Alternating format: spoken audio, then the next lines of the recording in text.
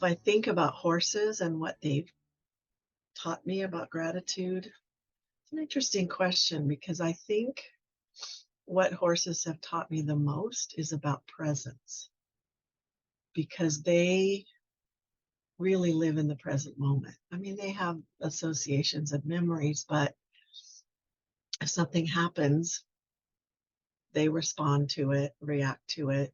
If something spooks them, they might, you know, do a startle response and run.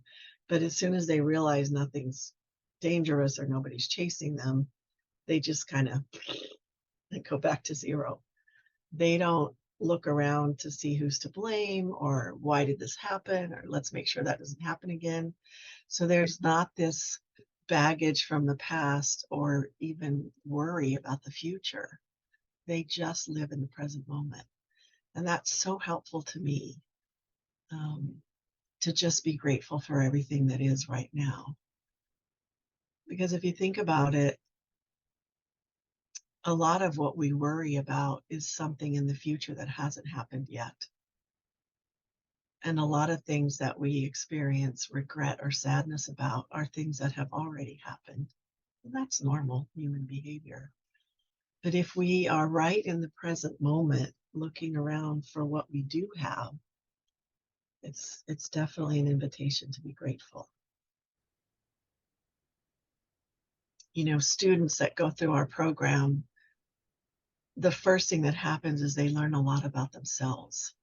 That very first on-site when they're working with horses, it's very revealing. And then, you know, the transfer of that skill to help other people is exciting, it's invigorating, and it's definitely something to be grateful for, that you have this experiential methodology that can help people learn in such a different way.